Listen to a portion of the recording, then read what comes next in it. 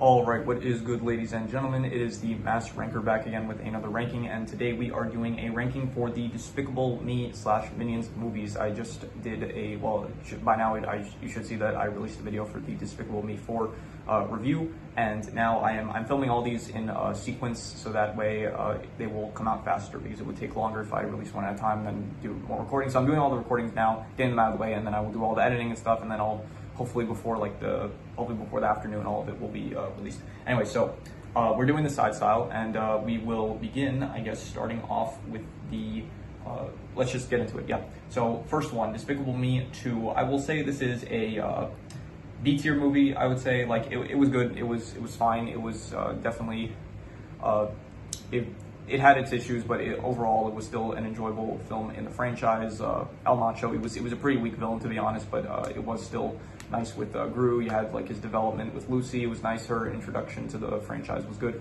You still had a lot of funny bits, I would say. The Minions still were playing a pretty pivotal role, which they didn't really do later on in the franchise. But yeah, anyway, so I would say like B tier, I would say. Despicable Me 3, I actually really like this one. I am thinking about it now. I think when it comes to like the movies, I think this is the one that I kind of personally like the most. I don't think it's the best one, but I do kind of personally like it the most, to be honest. So I'm gonna give it, I don't think I would call it an S tier movie, but it's definitely an A tier film. I liked it a lot. It is great with Drew. I like the settings with Fredonia and stuff. I think Brat is, to be honest, the best villain in the franchise. And the set pieces with like Brat's lair and stuff breaking into it, it's all good. There is some like filler stuff you don't really care for with like Lucy and the girls and stuff, but overall it is still a very fun movie that I enjoy, good comedy and stuff, and great villain and a lot of stuff to like about it, and so I will give it A tier. Despicable Me 4, I did not really care for this one. I will say that it is, this was probably one of my least favorites in the franchise. I don't know if I would call it F tier. So, you know, I'm not going to give an F tier. I'm just going to say a D tier. Like, I don't think any of them are like, no, in fact, none of them are like actually, no, there is one movie that I don't really like. So I'll give this one C tier. I guess it's not a great film. It's like, it has a lot of filler. I just released a review for it, so you can check out my thoughts there. But in short, it has too much filler, really. The villain is not really, Maxime is not a great villain. He's not interesting or memorable like really a lot of the other villains. He has like just some weird tie to cockroaches, and he doesn't have any like cool gadgets or anything. He gets defeated at the very start, and then the final confrontation at the end, it only lasts like 5 minutes. There's a lot of issues with the film, and it's ultimately, it's not like a bad movie, but it is like, because of like the filler and stuff, and like a lot of it's like, it can still be enjoyable, but overall it's like not good, not bad. So like 5 out of 10 I ended up giving it. The original Despicable Me, I would say that this is A tier film, high A tier. I liked it. I think it's a better film than Despicable Me 3. But once again, I do think that Despicable Me 3, it's like, Despicable Me 3 for me, it's like kind of more rewatchable, but overall I still think that Despicable Me 1 is the better film. It is the start of the franchise. It grew with his character arc. It is very good. Vector, he plays a very good villain. He plays a good antagonist against Gru. There's a lot of cool gadgets with the freeze ray, the shrink ray and stuff. The whole stealing the moon, it's a very memorable, iconic villain plan. And it is just overall a great film and great start to the franchise. And I don't think they ever reached that same height, but you know, you don't have to sometimes.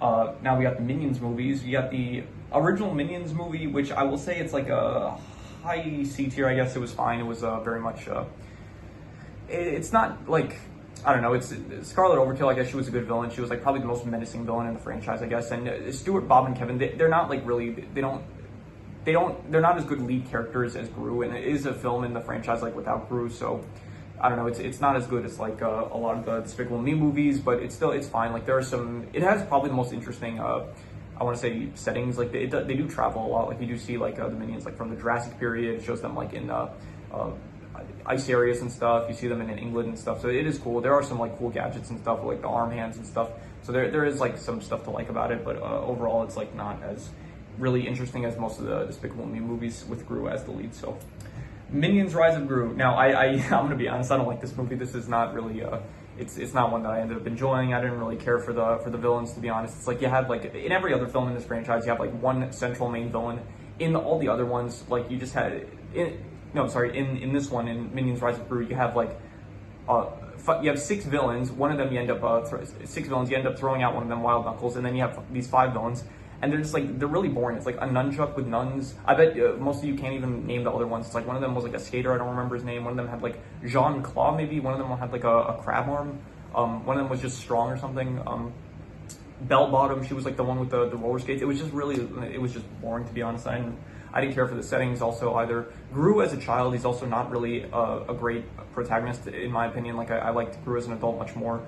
And yeah, overall it didn't work for me, the film. So yeah, I give it F tier, to be honest. I guess F tier is kind of like for, this is kind of like for grading systems. Like if you do a test and you get like a C, it's still a passing grade. But once you get an F, it's like a failure, and a failure in this context is like I didn't like the film. So I guess that's what F tier is. So yeah, I would give it F tier, I guess. So yeah, so this is my ranking of the Despicable Me / Minion movies.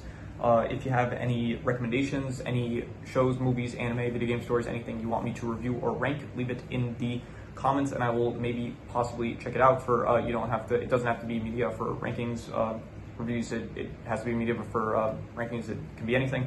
And yeah, that is pretty much all there is to it. So let's leave it at that.